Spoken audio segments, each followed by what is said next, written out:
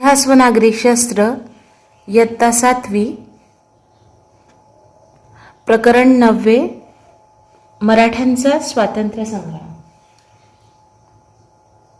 आता आपण शिवाजी महाराजांच्या इतिहासाची टप्प्याटप्प्याने माहिती घेतोय। तर आपण शिवपूर्वकालीन महाराष्ट्रापासून तर स्वराज्य स्थापना, मग मुघलांशी संघर्ष कसा केला शिवाजी महाराजांनी, स्वराज्य स्थापना कशी केली, त्यांचे विचार त्याबाबत कसे होते, त्याच्यासाठी त्यांनी काय काय परिश्रम घेतले, आणि मग मुघलांशी संघर्ष कसा होता, मग स्वतंत्र म्हणजे स्वराज्य स्थापन झाल्यानंतर तिथला कारभार कसा, म्हणजे महाराजांनी कसं सगळ्यांची नेमणूक केली, त्याचप्रकारे एक आदर्श राज्यकर्ता कसा असला पाहिजे याचा आपण हे घेतला। आणि आता आपण बघूया मराठ्यांचा स्वातंत्र्य संग्राम।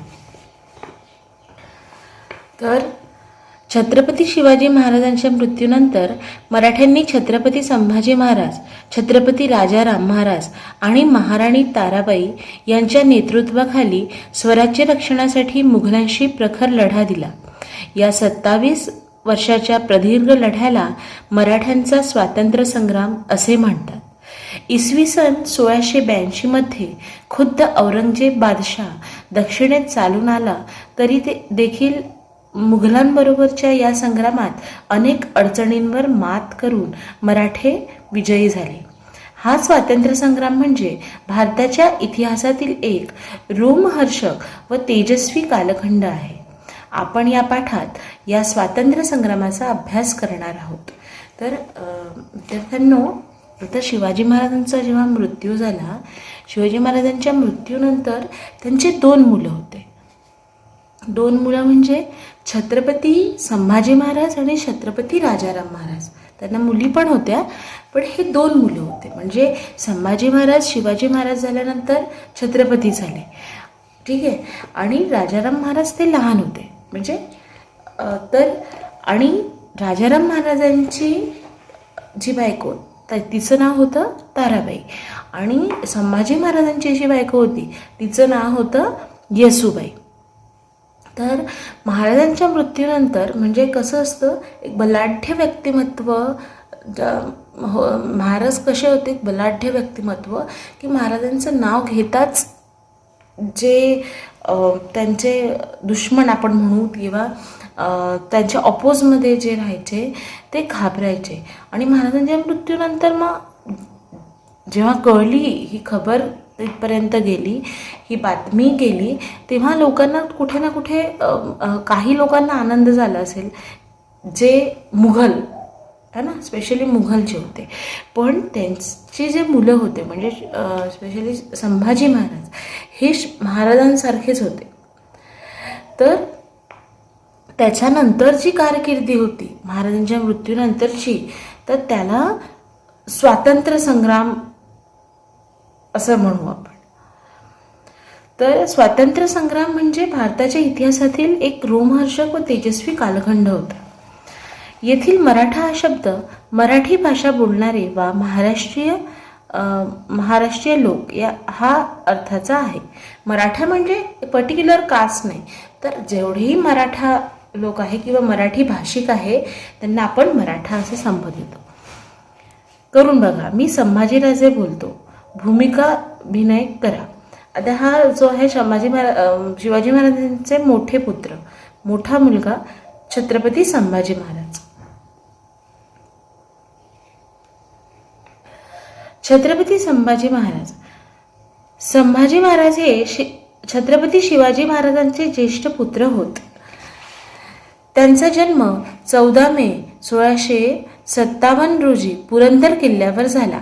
शिवाजी महाराजांनंतर ते छत्रपती झाले, त्यावेळी मराठ्यांचा मुघलांशी संघर्ष चालू होता। अशा स्थितीत औरंगजेब बादशहाचा मुलगा शहाजादा अकबर यांनी पित्याविरुद्ध बंड केले। हे बंड बादशहाने मोडून काढले। मग अकबर दक्षिणेत संभाजी महाराजांच्या आश्रयाला आला। त्याचे परिपत्य करण्यासाठी बादशाह स्वतः इसवी सन 1682 मध्ये दक्षिणेत आला। त्याच्याबरोबर अफाट सैन्य आणि प्रभावी तोफखाना होता. त्याने जंजिऱ्याला सिद्दीला मराठ्यांच्या विरुद्ध मोहीम हाती घेण्यास सांगितले. पोर्तुगीजांनीही आपल्या बाजूला वळवून घेतले. यामुळे संभाजी महाराजांवर एकाच वेळी अनेक शत्रूंना तोंड देण्याचा प्रसंग आला. आता बघा, महाराजांचा जन्म कधी झाला? 14 मे 1657 रोजी पुरंदर किल्ल्यावर महाराजांचा जन्म झाला. आणि त्यावेळी इतकी कठीण परिस्थिती होती की तेव्हा मुघलांशी संघर्ष चालू होता.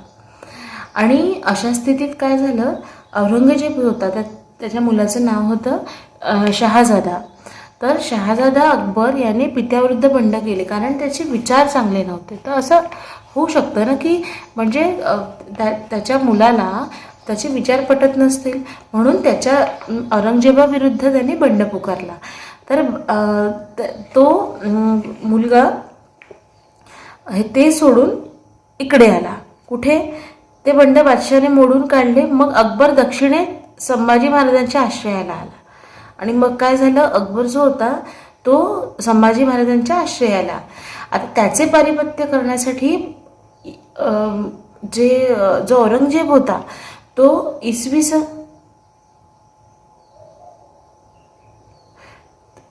1682 मध्ये दक्षिणेत आला. आणि त्याने सोबत काय घेऊन आला? तो 1682 मध्ये तो दक्षिणेत आला. आणि त्याचबरोबर तो त्याची सेना आणि तोफखाना हे घेऊन आला. आणि त्याने मग काय केलं, जंजिराला म्हणजे सिद्दीला मराठ्यांच्या विरुद्ध मोहीम हाती घेण्यास सांगितले. संभाजी महाराजांच्या कारकिर्दी ही शिवाजी महाराजांच्या नंतर झालेल्या मराठ्यांच्या स्वातंत्र्य संग्रामाचे पहिले पर्व होय. महाराजांनी आपल्या कारकिर्दीतच त्यांना मुलकी राज्यकारभाराचे व लष्करी मोहिमांचे उत्कृष्ट शिक्षण दिले होते.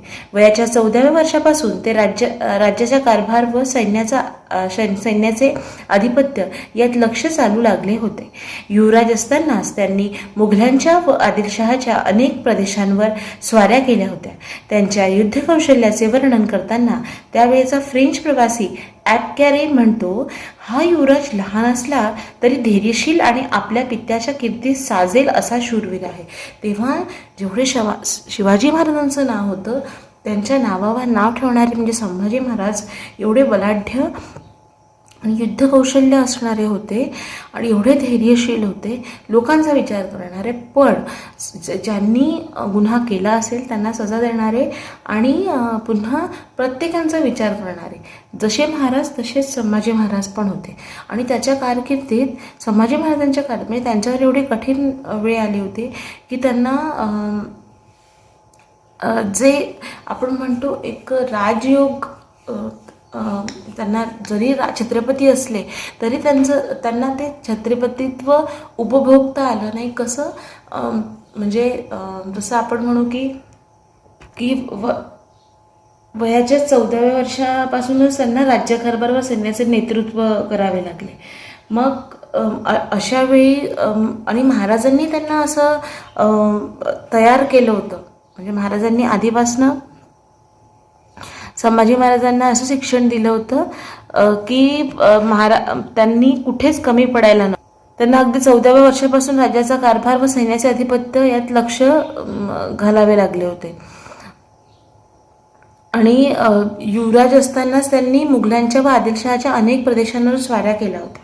जसं आपण मागील पाठात पण पाहिलं, जेव्हा आग्र्याला होते तेव्हा महाराजांनी तिथून सुटका करून संभाजी महाराजांना कुठे ठेवलं होतं? मथुरेस ठेवलं होतं एकट्याला. तर असे अनेक इन्सिडेंट्स आहे आणि महाराजांसोबत ते नेहमी राहायचे.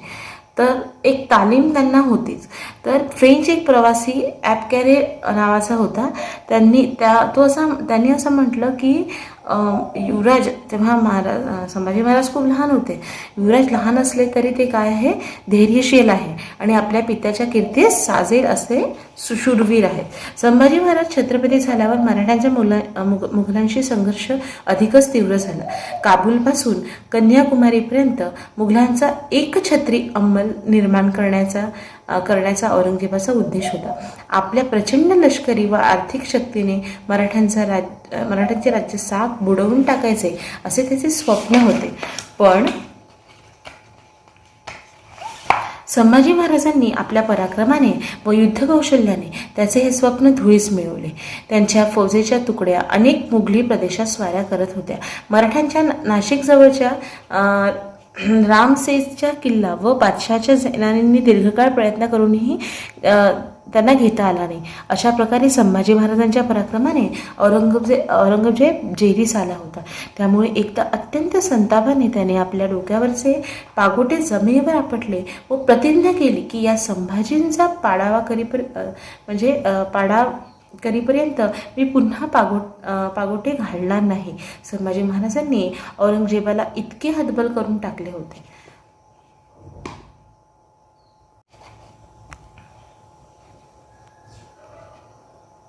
संभाजी महाराज इतके जिद्दी आणि इतके होते, आणि जिद्दी म्हणण्यापेक्षा त्यांना स्वराज्याविषयीचा त्यांचा आदर आणि आपल्या वडिलांनी इतकं करून ठेवलेलं. आणि काय होतं की खूप अत्याचार व्हायचे, या प्रत्येक गोष्टीवरून खूप अत्याचार होत होते. आणि जसे महाराजांचे विचार तसेच संभाजी महाराजांचे विचार होते. आणि हा औरंगजेब जो होता त्यांनी एक प्रतिज्ञा केली. म्हणजे काय झालं की संभाजी महाराजांनी आपल्या पराक्रमाने युद्धकौशल्याने औरंगजेबाचे पूर्ण स्वप्न जे होते ते धुळीस मिळवले. आणि फौजेच्या तुकड्या अनेक मुघली प्रदेशात स्वाऱ्या करत होत्या. मराठ्यांच्या नाशिकजवळच्या राजसेसचा किल्ला तर बादशहाच्या सेनानींनी दीर्घकाळ प्रयत्न करूनही घेतला नाही. आणि सेना अशी तयार केली होती, तुकड्या तुकड्यांनी त्यांनी वाटून घेतली. आणि नाशिकजवळचा जो राजसेसचा किल्ला होता, खूप प्रयत्न करूनही औरंगजेबाला तो किल्ला मिळाला नाही. कारण महाराजांनी तसं पूर्ण म्हणजे प्रत्येक सेनानींना तशा आखून ठेवलं होतं. आणि म्हणून एका वेळी तर औरंगजेबांनी चिडून आणि एकदम असं अग्रेसिव्ह होऊन औरंगजेबाने म्हटलं की त्याची जी पगडी होती, पागोटा होता, त्यांनी जमिनीवर फेकला आणि म्हणाला की जोपर्यंत हा माझ्या हाती लागत नाही, संभाजी महाराज संभा म्हणायचे, औरंगजेब जो होता तो संभाजी महाराजांना संभा असा संबोधायचा, तर जोपर्यंत तो माझ्या हाती येत नाही तोपर्यंत मी जी पगडी असते त्याचा टोप होता तो मी घालणार नाही, अशी औरंगजेबांनी काय घेतली, प्रतिज्ञा केली. मराठ्यांचे किल्ले जिंकले की त्यांचे राज्य संपले या विचाराने सुरुवातीस औरंगजेबाने नाशिकजवळील रामसेस किल्ल्याला वेढा घातला. औरंगजेबाची सैन्यसंख्या मोठी होती, मराठ्यांची सैन्यसंख्या अतिशय कमी होती. पण त्यांनी चिवट प्रतिकार केला. हा वेढा पुढे 5 वर्षे चालला. मुठभर मराठी सैनिकांनी केलेला हा पराक्रम अद्वितीय होता. मराठ्यांच्या चिवट प्रतिकारामुळे मराठ्यांशी संघर्ष करणे अवघड असल्याची जाणीव औरंगजेब झाले. आणि जसं आपण या पॅरेग्राफमध्ये वाचलं की राजसेस नावाचा किल्ला होता, तरी प्रयत्न करूनही तो किल्ला त्याच्या हाती लागणार. त्याला वाटलं आपण एक त्यांची जी प्रॉपर्टी होती, म्हणजे संभाजी महाराजांची जी पूर्ण किल्ले होते हे आपण एक एक करून ताब्यात घ्यायचे, म्हणजे हे हतबल होतील. पण असं काहीही झालं नाही. औरंगजेबाजवळ दुप्पट सेना, म्हणजे दुप्पटपेक्षा जास्त सेना असूनही त्याला ते जमलं नाही. आणि मराठ्यांजवळ अगदीच कमी सैन्यसंख्या होती. पण तरी संभाजी महाराजांनी अशा पद्धतीने प्रत्येक ठिकाणी अशा तुकड्या अनेक मुघली प्रदेशात म्हणजे वाटून घेतला होता की इथे आता एवढे लोक इकडे राहणार. तर तशा याच्यामुळे औरंगजेबाला ते जमलं नाही आणि औरंगजेब जो राजसेस जो किल्ला होता तो मिळवू शकला नाही. आणि मग औरंगजेबाला कळलं की आपल्याला हे म्हणजे हे वाटताय तितकं हे सोपं नाही. सिद्धीविरुद्धची मोहीम.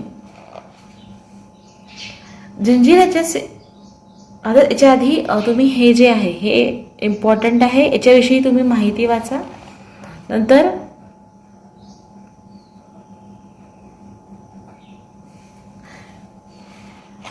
सिद्धी विरुद्धची मोहीम. जंजिराचा सिद्धी मराठी मुलखाला उपद्रव देत असे. मराठ्यांच्या मुलखावर धाडी टाकून तो जाळपोळ, लुटालूट व अत्याचार करत असे. घरात जैसा उंदीर तैसा राज्यात सिद्धी, असे त्यांचे वर्णन सभासदाने केले आहे. संभाजी महाराजांनी इसवी सन 1682 मध्ये त्यांच्या विरुद्ध मोहीम उघडली. त्यांच्या सैन्याने त्याच्या ताब्यातील दंडाराजपुरी या किल्ल्याला वेढा घातला आणि जंजिरावरही तोफाचा भडीमार केला. परंतु त्याच वेळी मुघलांचे सैन्य स्वराज्यावर चालून आले. त्यामुळे जंजिराची मोहीम अर्धवट सोडून संभाजी महाराजांना माघारी फिरावे लागले. आता हा जो जंजिराचा सिद्धी होता तो काय मराठी मुलखाला उपद्रव देत होता, म्हणजे त्रास देत होता. आणि याला काय संबोधत होते म्हणून सिद्धीला, की जसं घरात उंदीर असतो ना, की एक उंदीर पण सगळीकडे तहसमहस करून टाकतो तो, हो ना, तसाच हा होता. आणि त्याच्या फौजा मराठाच्या प्रदेशात आक्रमण करून जाळपोळ आणि लुटपूट करीत असे, म्हणजे सगळीकडे नुकसान करीत असे आणि प्रजेवर अत्याचार होत होता. इसवी सन 1682 मध्ये, ठीक आहे, इसवी सन 1682 मध्ये संभाजी राजांनी काय केलं, सिद्धिविरुद्ध मोहीम उघडून दंडाराजपुरी किल्ल्याला वेढा घातला आणि तसेच जंजिरावरही तोफा डागल्या.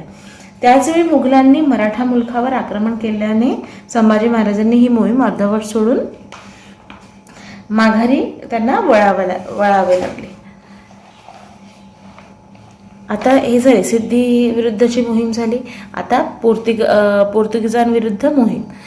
गोव्याच्या पोर्तुगीजांनी संभाजी महाराजांच्या विरुद्ध बादशहाशी हात मिळवणी केली होती. त्यामुळे त्यांनी पोर्तुगीजांना धडा शिकवण्याचे ठरवले. त्यांनी इसवी सन 1683 मध्ये पोर्तुगीजांच्या रेवदंडा बंदरावर हल्ला केला. प्रत्युत्तर म्हणून पोर्तुगीजांनी गोव्याच्या सीमेवरील मराठ्यांचा फोंडा किल्ल्यास वेढा घातला. मराठ्यांनी वेढा मोडून काढला आणि गोव्यावर चढाई केली. या लढाईत येसाजी कंक याने पराक्रमाची शर्त केली. यात पोर्तुगीज गव्हर्नर घायाळ झाला, त्याला माघार घ्यावी लागली. संभाजी महाराजांनी त्याचा पाठलाग केला. पोर्तुगीज मोठ्या संकटात सापडले. त्याचवेळी मुघलांनी दक्षिण कोकणवर आक्रमण केल्याची बातमी संभाजी महाराजांना मिळाली. त्यामुळे हाताशी आलेल्या गोव्याचा विजय सोडून त्यांना मुघलांचा प्रतिकार करण्यासाठी परतावे लागले. आता महाराजांना पण प्रत्येकाकडलं काम करायचं होतं, असं नाही की एकाच ठिकाणी मुघलांविरुद्ध. तर त्यावेळी पोर्तुगीज जे होते ते गोव्यात होते. तर औरंगजेबाशी हातमिळवणी करणाऱ्या पोर्तुगीजांनी धडा शिकवण्यासाठी संभाजी महाराजांनी काय केलं, 1683 साली, इसवी सन 1683 मध्ये पोर्तुगीजांच्या रेवदंडा बंदरावर त्यांनी हल्ला केला. तर पोर्तुगीजांच्या मराठ्यांचा फोंडा किल्ल्यास घातलेला वेढा मोडून मराठ्यांनी गोव्यावर आक्रमण केले, ठीक आहे. आणि येसाजी कंक याने हा पराक्रम केला. येसाजी कंक नावाचे जे हे होते त्यांनी गोव्यावर हल्ला केला, म्हणजे जो फोंडा किल्ला होता त्याला वेढा घातला. आणि संभाजी महाराजांना पोर्तुगीजांचा पाठलाग केला. परंतु त्याच वेळी मुघलांनी दक्षिण कोकणवर आक्रमण केल्याने त्यांना मग ती मोहीम सोडून परत जावे लागले.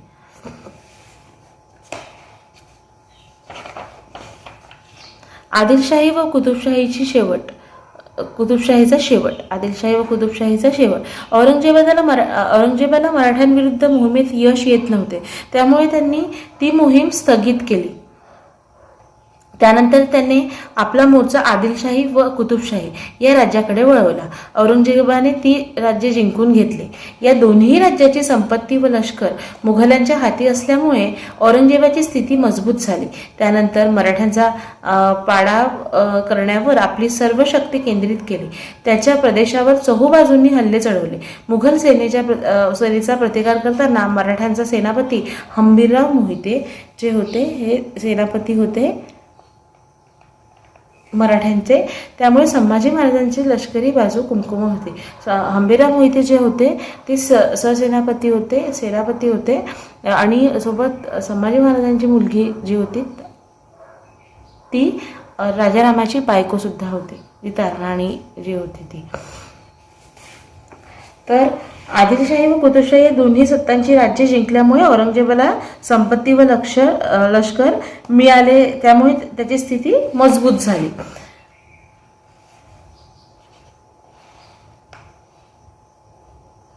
आता संभाजी महाराजांचे मुलकी कारभार.